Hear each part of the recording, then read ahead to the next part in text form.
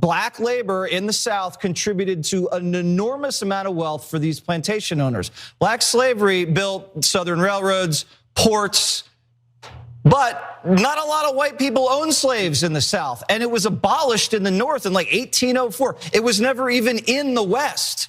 So yes, they contributed to building parts of America, but so did the Irish, the English, the Scotch, the Welsh, the Germans. Everybody built America. And when you say who built something, well, who designed it? Who was the architect? Who financed it? Labor's just a part of it. Yes, black labor in the South contributed to an enormous amount of wealth for these plantation owners. Black slavery built Southern railroad ports, but not a lot of white people owned slaves in the South. And it was abolished in the North like in 1804. First of all, y'all leave it up. You got your dates wrong, but I'm about to straighten you out, brother. Don't you see? This is the behind whooping you were asking for. So, my grandmother used to say, be careful what you wish for, because sometimes you might get it. Because ain't nobody cussed you out today. And that's what you want. It was never even in the West. So yes, they contributed. I mean, he talking about black folks, our ancestors, Sharon, like they ain't nothing. They contributed to building parts of America, but so did the Irish, the English, the Scottish, the Welsh, the Germans.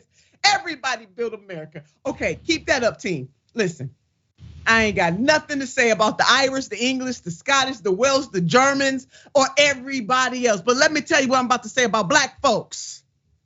In the words of one of my sisters, we built this joint for free by force. And none of them other groups, the English, the Scottish, the Welsh, the Germans, and everybody else, none of those other folks were chattel slavery, period. Exclamation point, message in a bottle, on a train. And I might even put it on Southwest this time. We built this joint. The nerve of you.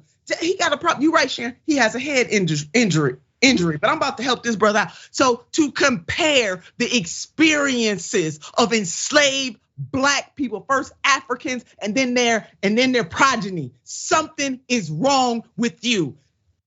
Black folks, Africans first, and then their progeny was forced over here. These other groups you done laid out in this, they came over here on their own free will. So yeah, we built this joint for free by force.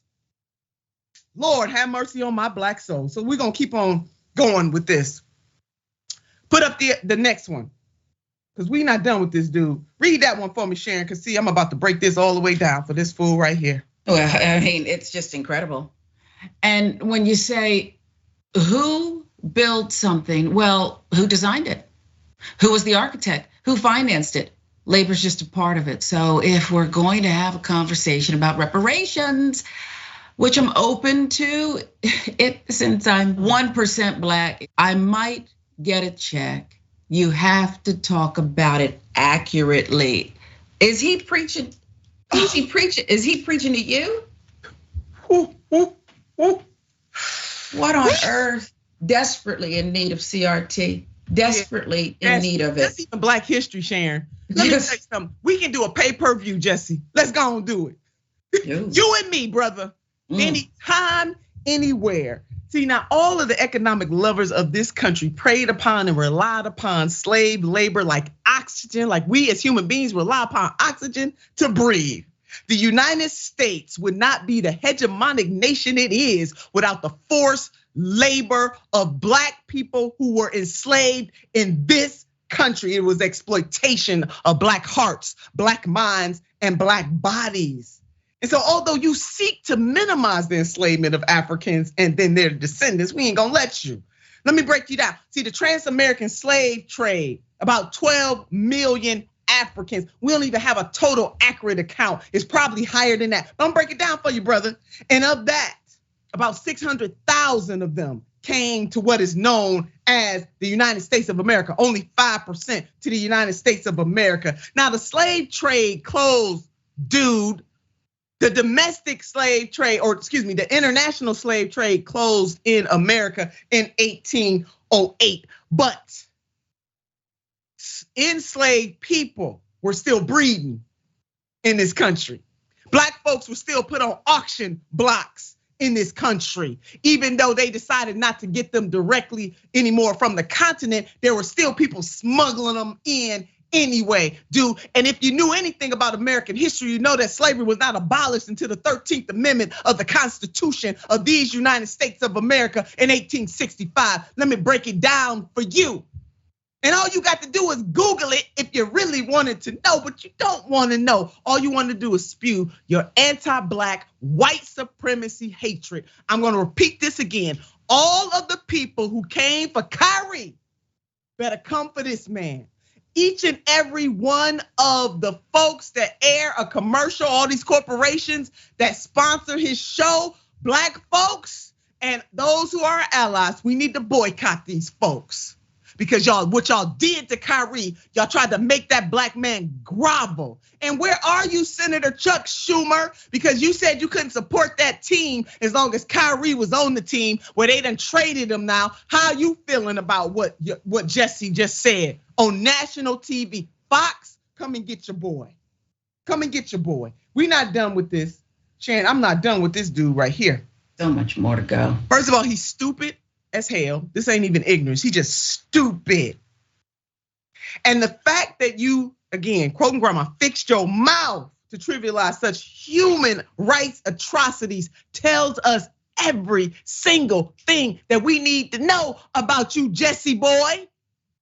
Every single thing that we need to know about you and your ilk. Yeah, baby, you are wearing that tight suit that Sharon mentioned. The white sheet is under it. And we can't make no bones about what you just did. You are a white supremacist, anti-black racist is what you are. And all the organizations again. And you know what? I just might talk about this every day on Unbossed. Because y'all shouldn't have came for Kyrie the way that y'all did. The man apologized. Y'all still made him grovel like he a little child. Like his life don't matter. That's what y'all did. So Jesse Waiters, or whatever the hell his name is. At this point, I don't care. Just said that the people who financed slavery should get credit for building this country. Slavery was a stain on this country. And the ripple effects of it can still be felt to this day. Let's go on and put up this excerpt from the book, The Underground Railroad. This sums it up, Sharon. I want your thoughts on this. This is in the book, Colson, Whitehead, The Underground Railroad. I recommend that people go ahead and buy this book. If the N-word, okay, were supposed to have their freedom, they wouldn't be in chains. If the red man was supposed to keep hold of his land, it'd still be his. If the white man wasn't destined to take this new world, he wouldn't own it now. Here was the true great spirit, the divine thread connecting all human endeavors. If you can keep it, it's yours. Your property, slave, or continent. The American imperative. Again, thank you, Colson Whitehead, in the book, The Underground Railroad. Now, there's so many others that I could have pulled out, but I think this one summarizes the mentality of Jesse and those three co-hosts that was sitting there, he and ha-ha with him, nobody challenging his cavalier attitude that he had about shadow slavery before this country became the United States of America, and then after it was the United States of America, all the way to 1865. And then after that, we still had black codes and Jim Crow we had to navigate. Hello, somebody? Because between 1865 and 1964 and 1965, 100 years before the Civil Rights Act and the Voting Rights Act in this country. This dude right here, he needs to go, Fox. So again, I want to see all the protests. I want to see folks calling for this dude to be off the air. Y'all need to boycott the corporations that advertise on his network. How dare he? We gonna really see whether or not Black Lives Matter. We already know the answer. This man makes millions of dollars and he's as dumb as a box of rocks. And that's an insult to the box of rocks. Sharon, I'm gonna let you have the last word on this. What more is there to say except the anger is so necessary? We have allowed this filth to be carried out and just drummed out this trash for people to consume. What was that? Somebody wrote that and produced that, Senator? Did someone get paid to produce this programming that has such a low bar? The threshold is so low for this one, and it's just sickening. I don't know how you recover from this. I don't know how you go to church if that's what you want to do. I don't know how you go to the grocery store, frankly, speaking like this. And for everybody who, see, while you were talking, see, I was listening, okay? Because that's school, Senator. But I was also looking up the sponsors because you're on to something. I don't like to take money off of, out of people's wallets, food off their table. But in this regard, if you want to walk with trash, walk with trash. I don't want to do it. And I don't want to buy a single thing that you produce if this is what you're choosing to spend your ad dollars on. Not a single thing. Yeah, thank you for that, Sharon. I'm telling you, this, I'm definitely not gonna let this go. The man said it because he has no fear that anything is gonna happen to him. None. And this is what happens when people attack the Black community on this magnitude. We're not just talking about one individual. When we talk about systemic racism and bigotry and anti-Blackness, he is the personification of what we're talking about right there. He just cavalierly said all that mess that he said because he knows there will not be a consequence. And Sharon, you hit another nail on the head. Who wrote it?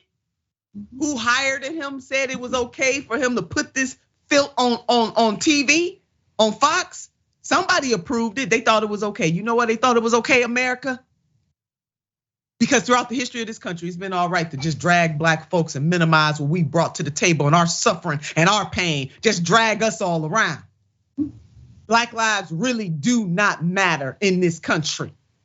And we are reminded of it in various ways, socially, economically, politically, you name it, racially, we're reminded on a regular basis. This dude right here, there needs to be some consequences and some repercussions in his pocketbook, and those of the corporate sponsors for his show. Some heads need to roll for this.